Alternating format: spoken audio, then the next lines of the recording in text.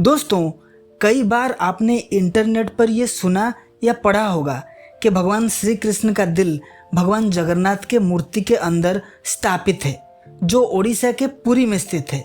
बड़े बड़े यूट्यूबर से लेकर संसद के राजनेता भी ये बात कहते हुए दिखते हैं। ये सिर्फ इंटरनेट तक सीमित नहीं है, बल्कि हजारों लाखों लोगों का इसमें अटूट विश्वास है।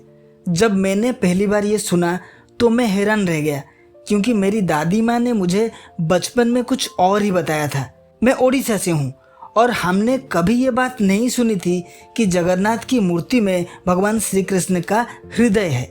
जो कथा हमें बचपन से सुनाई गई है वो इससे बिल्कुल अलग है। तो इस वीडियो में मैं प्रामाणिक तरीके से ये सिद्ध करूंगा कि भगवान जगन्नाथ जी के अंदर भगवान श्री कृष्ण का दिल नहीं है, बल्कि कुछ और है जिसके बारे में बहुत कम लोग जानते हैं। तो आइए जानते हैं उस रहस्यमयी कथा को, जो इतिहास, आध्यात्म और विज्ञान तीनों से जुड़ी हुई है। जब द्वापर युग का अंत हुआ तब भगवान श्री कृष्ण ने इस संसार को छोड़ने का निश्चय किया। एक दिन जरा नामक एक शिकारी ने गलती से एक तीर चला दिया, जो सीधे भगवान श्री कृष्ण के पैर में जा लगा। यह सब भगवान श्री कृष्ण का लीला था, क्योंकि उनका इस पृथ्वी लोक से प्रस्थान करने का समय आ चुका था।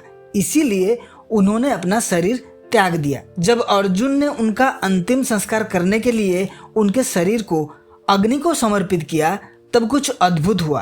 अग्निदेव भगवान श्री कृष्ण के नाभि क्षेत्र को स्वीकार करने में असमर्थ रहे, यानी अग्नि में उनका नाभि क्षेत्र जला नहीं।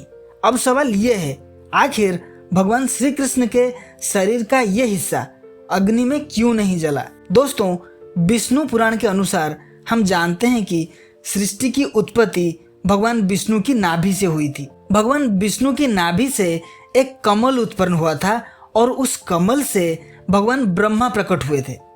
आपने इस चित्र को कई बार देखा होगा। नाभि को ऊर्जा का केंद्र माना जाता है।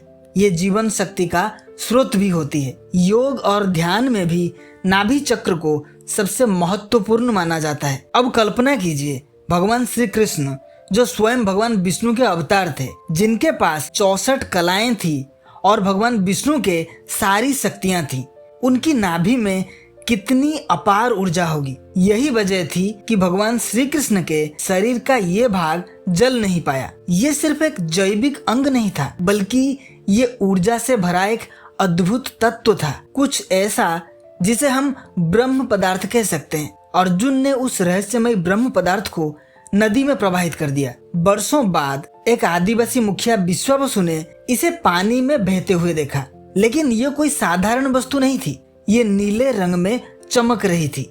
विश्वावसु ने ऐसी किसी भी चीज को पहले कभी नहीं देखी थी। इसीलिए जब विश्वावसु को भगवान श्री कृष्ण का ब्रह्म पदार्थ मिला तो उन्होंने उसे नील माधव कहकर पूजना शुरू कर दिया। नील यानी ब्लू, माधव यानी कृष्ण। जब ओडिशा के गजपति महाराज को नील माधव के बारे में पता चला तो उन्होंने उसे पुरी लाने का निश्चय किया और नियम के अनुसार उस ब्रह्म पदार्थ को जगन्नाथ जी के मूर्ति के अंदर स्थापित किया गया। आज हर 12 साल बाद इसी ब्रह्म पदार्थ को पुराने मूर्ति से नए मूर्ति में शिफ्ट किया जाता है, क्योंकि हर 12 साल बाद भगवान जगन्नाथ जी का नव कलेवर होता है, यानी भगवान नए शरीर धारण करते हैं। कई लोग इस ब्रह्म पदार्थ को चमत्कारी मानते हैं। कई लोग कहते हैं कि इसमें जो ऊर्जा है वो रेडियो एक्टिव है, इसीलिए इसको लकड़ी की मूर्ति के अंदर रखा जाता है। आपने बाकी मंदिरों में पत्थर या मेटल से बनी मूर्ति देखा होगा, लेकिन जगन्नाथ जी की मूर्ति नीम की लकड़ी से बनी होती है।